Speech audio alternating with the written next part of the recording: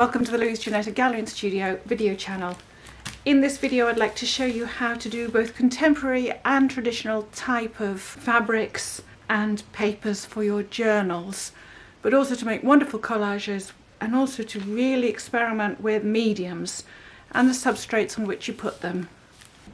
So for this video I need some cellophane wrapping, I need some nice fabrics that I like. These are in fact shirts from the charity shops, so you just see there's the neck of the shirt, and some good quality acid-free tissue paper. Again, I'll put a link to this because I find people want links to things and I'm just getting near to being monetized, so I will benefit from you using the links in any case. So this is quite heavy tissue paper, I can't remember what it is, I'll look it up. So this is tissue paper, acid free, 500 by 750 millimeters. This one is a bit of an off-white, I like them a bit more bleached white or bright white, but you can get that as well. And you buy them from craft stores. So you need some of this fabrics, and I've used this one. I've used that one.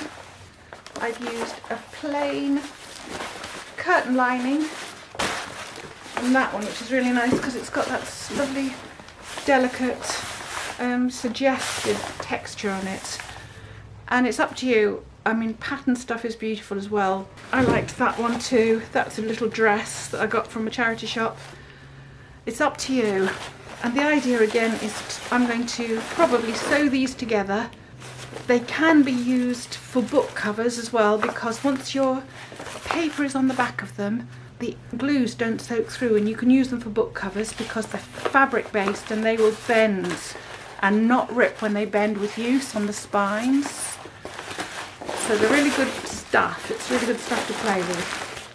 Right, so what you need is a clean surface, and I've cut a piece of flourished cellophane that will be in the link below, and I'm going to tape it down to the surface as flat as I can get it. So it's probably a good idea to make the cellophane wet first, because then it is going to stick in place.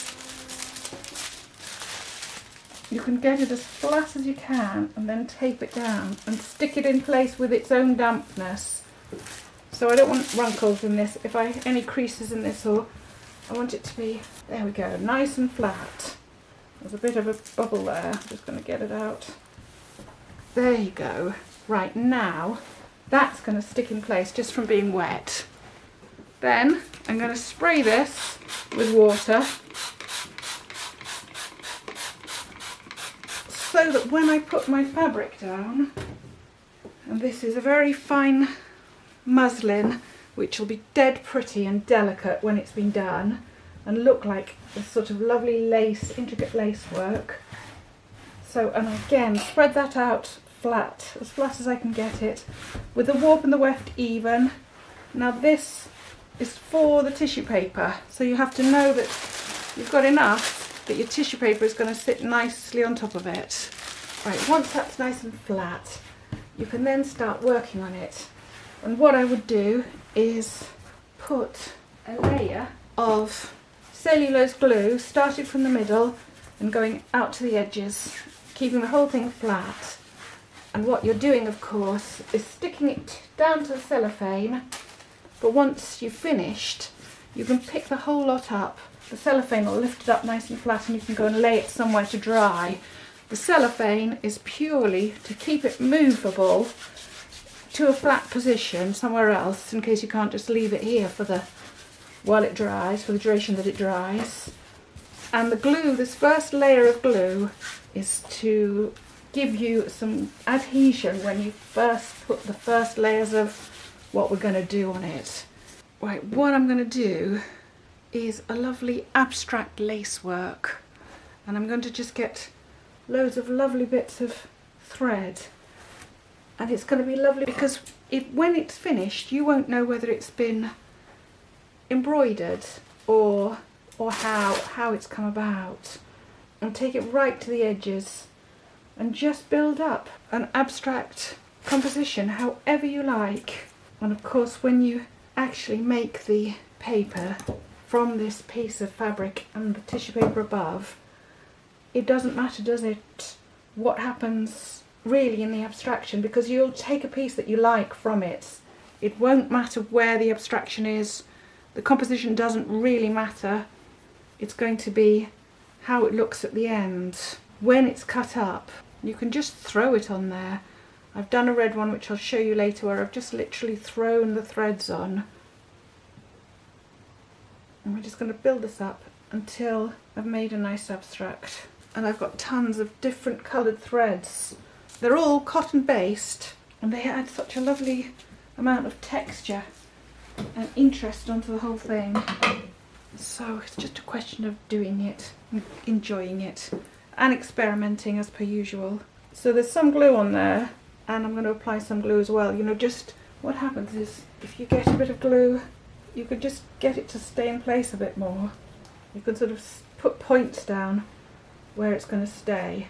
You can be a great deal more careful than this if you want to be, or not if you don't. Again, I'm just using my cellulose glue. I try to go with it rather than fight it. So if it does do something nice and bonkers, just leave it be. And it does take a while to build something up, but again, it's just up to you. You know, how far you want to take this and what you want from it. So I just take up long lengths of threads and I can throw them on there or start building up pattern. And this is a process I use a lot. I do the same with my lace tree pictures. There's one of the first videos I did was a demo. It was my first attempt, so it's a bit quick. I should do another one of those at some point. And again, sort of go with it, because threads have their own funny line, don't they? And also, like, you can use it as is, or you can use it, you can be in more control. It's funny because I actually don't like those square, this one I want more square bits on it. You have to watch your back because you're leaning right over. I mean, maybe do a small piece at first. I tend to work quite big because I just do. And it's a bit like those neurographic designs. You know, it's these lovely continuous lines that make links and sort of suggest pattern. Again, as I say, people give me stuff, so I've got loads of really nice bits and pieces. White ribbon would look really nice on this. But again, it's what is it at this point that you're after. Do you want, you know, something that looks like an embroidery and that people don't know how on earth you've done it again? It looks like you've done masses and masses and masses of work on it. Or do you want, you know, something more like a collage? But then that's what's so joyful about this, is that you get this chance to do so much stuff with it. It's got so many possibilities. I finished off the abstract, but my camera didn't work, so I couldn't show you how I'd actually put the tissue paper on top. I'm just letting you see it. It's all still on the cellophane, and I'm just showing you that you can just lift the whole thing off on the cellophane and go and put it somewhere to dry. I'll show you how I put the tissue paper on the top of the finished piece on another piece. I'm just going to put this over to dry, and I'll show you this other one, which is another white one, and I've put lovely little flowers all over it. I hope you can see it. And I just simply freehand draw these with threads, just as I did the abstract. So you just simply get your length of thread. I want to work on a flower down here, so twist your fabric round, which is also on cellophane. Get your length of cotton and start working on your little flower. So you literally just touch it down with your glue. So there's already glue on the actual fabric. It's not soaked, but there's enough on it to make it sticky. And then as you keep going, you just touch down the threads that you put down in order to make them stay down. And if they overlap, it doesn't matter. And just try and keep a nice sensitive line to your petals and make them feel like they're moving. These threads are perfect for anything organic, because you can allow the threads to talk themselves, to actually speak through their own movement and their own way that they fall. You'll see my lace tree pictures. They're just perfect for branches and twigs. And then they're lovely when you paint them as well, because if you use cotton threads, then they're really absorbent to paint. Each type of thread absorbs the paint in different ways, and it can be really stunning, the effect. Over there. Then I'm just going to shape these off a bit to make them a bit more interesting.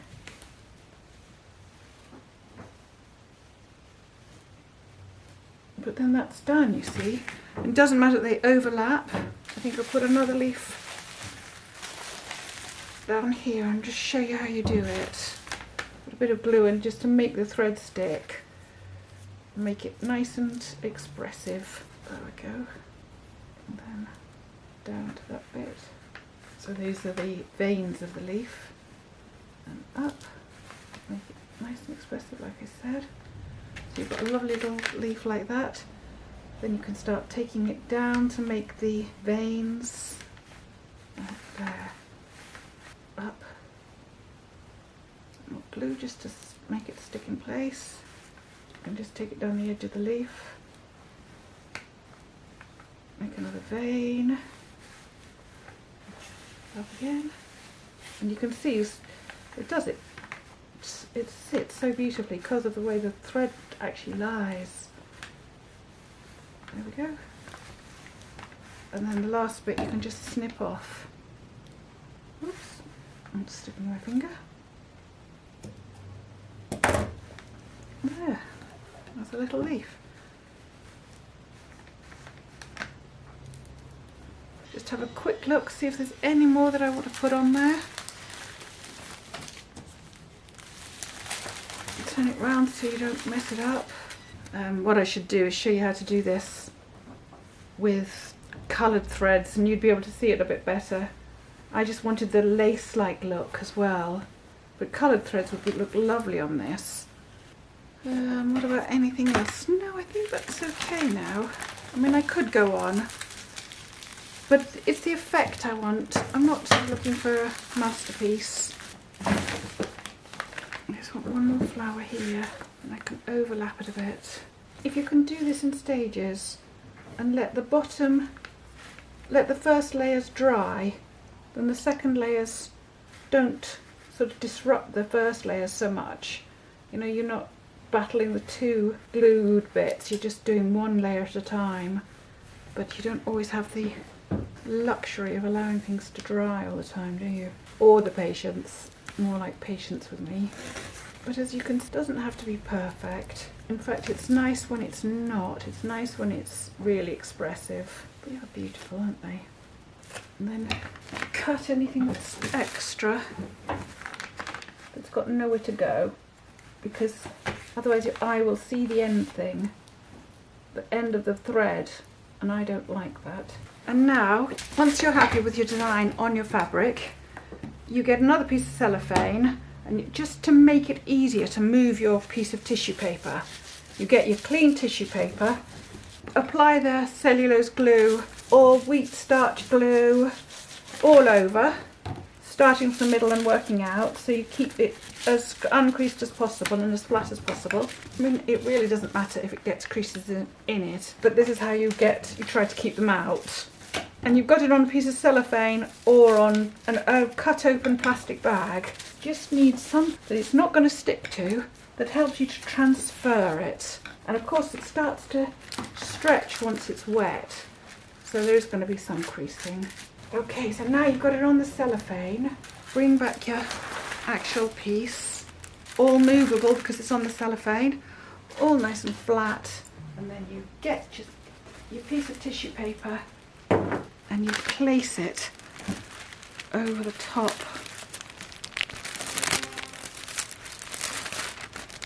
Obviously glue side down onto your piece, and you try and get it in position.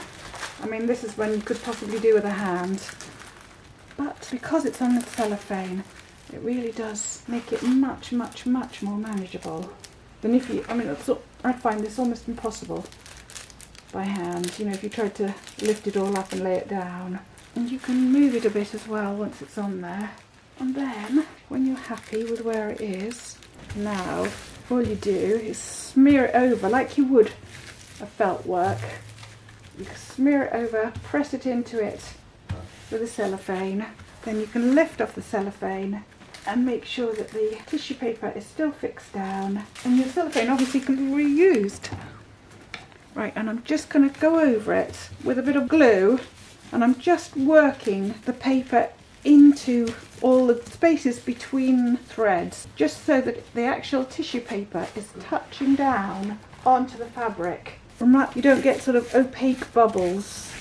You want it as translucent as it will, and if it dries away from the fabric, it's more likely to have an opaque finish. But I want it as translucent as possible because I want that strange lace-like design to be underneath it, and for people to think, how's she done that, like I keep saying. And because it's all on the cellophane, I can just lift it up like the other one.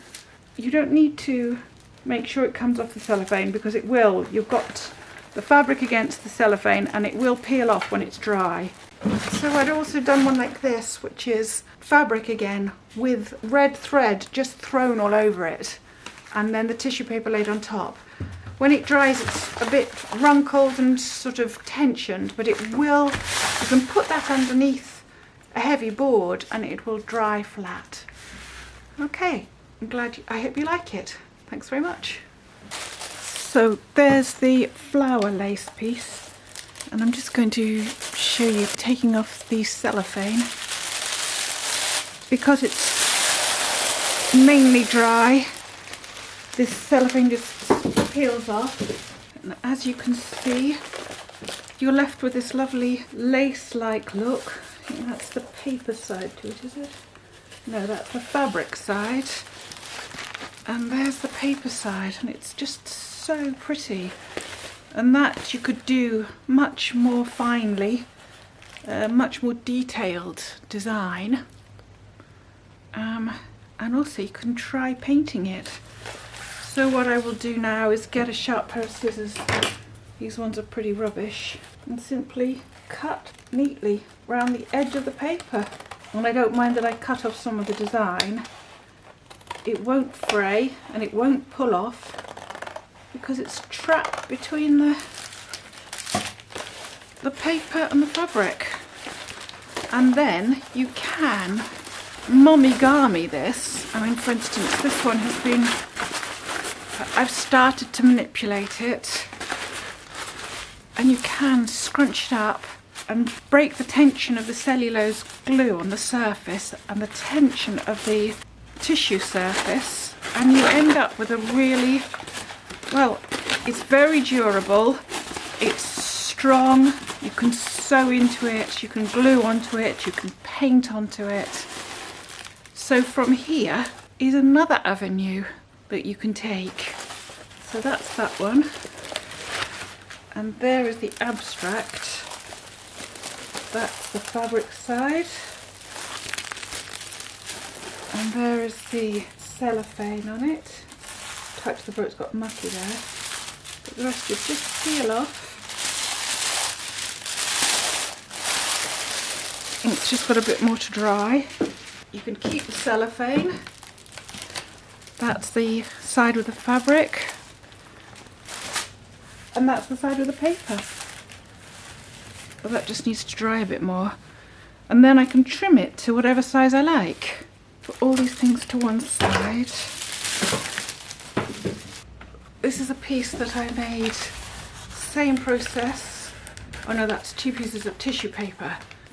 I don't know, somebody gave it to me, but it's, so that's got silver netting in between 2 pieces of paper, 2 pieces of tissue paper, and that is like slightly purple mauve netting. And I really like the abstract colours, the abstract forms that came out of that. And then I took it all a little bit further and have started to construct some sheets. So that is actually, that's acrylic on cartridge paper, 220 GSM, and then scrunched, so it's fairly clear on one side, a diluted acrylic on the other that's scrunched, and this is 2 sheets of tissue paper with the bonding strip that you use to mend the joints between plasterboards, and a few bits of papers collaged on, and that was Momigami paper with the cellulose glue on. This is just the cellulose glue on the cartridge paper, 220 gram cartridge paper, and that's gone like this, just very like a fabric. It's absolutely beautiful to use. And these two are pieces that I've worked into, so I've done lots of embroidery on, and I'm going to paint them as well. So nothing too intricate. I'm just going to do abstracts and try and pick up the threads and see what they do. And this is, you can just see on the side, this is the silver netting, again, within the papers, 2 tissue papers, 2 layers of tissue papers. But of course the netting allows you to really sew through it without it dripping.